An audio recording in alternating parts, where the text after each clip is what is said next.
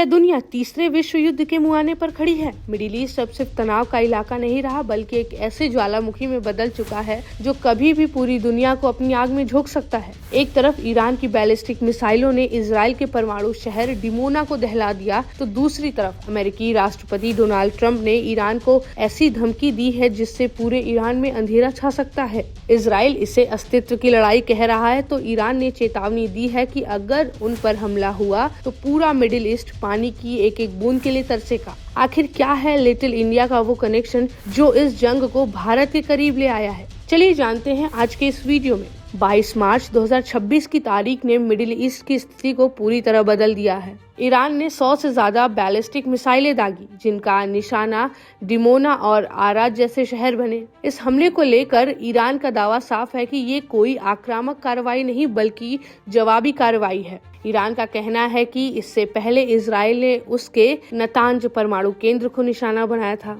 ऐसे में ये हमला उसी का जवाब है। अब सवाल ये उठता है कि क्या ये सिर्फ बदले की कार्रवाई है या फिर एक बड़े और लंबे युद्ध की शुरुआत हो चुकी है।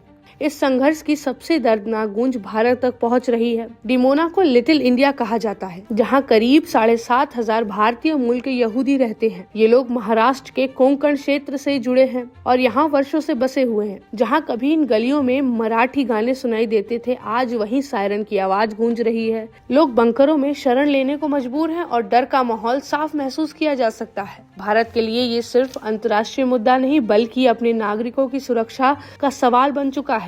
इस हमले के बाद इजराइल के प्रधानमंत्री बेंजामिन नेतन्याहू ने इस हमले को बहुत कठिन शाम बताया। उनका कहना है कि सरकार राहत एवं बचाव कार्यों को और मजबूत करेगी। उन्होंने नागरिकों से इजराइल होम फ्रंट कमांड के निर्देश का पालन करने की अपील की है। नेतन्याहू ने यह भी कहा कि इजराइल अपने दुश्मनों के खिलाफ सभी मोर्चों पर जवाबी कार्रवाई जारी रखेगा। इसके तुरंत बाद इजरायली सेना ने दावा किया कि वो तेहरान के अंदर ईरानी आतंकी शासनों के ठिकानों पर हमले कर रही है। ये बयान साफ संकेत देता है कि इजराइल अब सिर्फ रक्षात्मक स्थिति में नहीं बल्कि वो बड़े और निर्णायक पलटवार की तैयारी कर रहा है। ऐसे में आने वाला कदम न सिर्फ इस क्षेत्र बल्कि पूरी दुनिया की दिशा तय कर सकते हैं। अब इस संघर्ष में ट्रंप की भी एंट्री हो चुकी है। डोनाल्ड ट्रंप ने ईरान को 48 घंटे का अल्टीमेटम दिया है कि वो हॉर्मुज़ जल डमरू मध्य को खोल दे। ट्रंप ने चेतावनी दी है कि अगर ऐसा नहीं हुआ तो अमेरिका ईरान के पावर ग्रिड्स और बिजली ढांचों को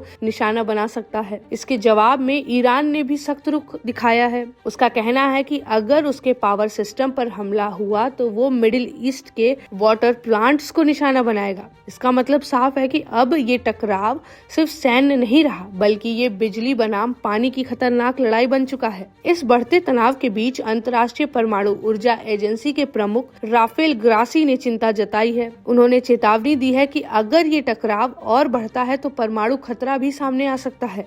विशेषज्ञों का मानना है कि अगर हॉर्मुज़ जल डमरू मध्य बंद हो जाता है तो वैश्विक अर्थव्यवस्था पर इसका गंभीर असर पड़ेगा और तेल की कीमतें $200 प्रति बैरल के पार जा सकती हैं। दुनिया अब एक ऐसे मोड़ पर खड़ी नजर आ रही है जहां से हालात कभी भी नियंत्रण से बाहर हो सकता है। ये देखना बेहद महत्वपूर्ण होगा कि ये संघर्ष सीमित रहता है या फिर पूरी दुनिया को अपनी चपेट में ले लेता है। जिसके बाद सबसे बड़ा सवाल ये आ रहा है कि क्या इस टकराव के बीच इंसानियत बच पाएगी? आप इस पूरे मुद्दे पर क्या सोचते हैं? हमें अपनी राय कमेंट बॉक्स में जरूर बताएं और इस वीडियो को लाइक करें, शेयर करें, इंडियन प्रेस हाउस को सब्सक्राइब करना ना भूलें।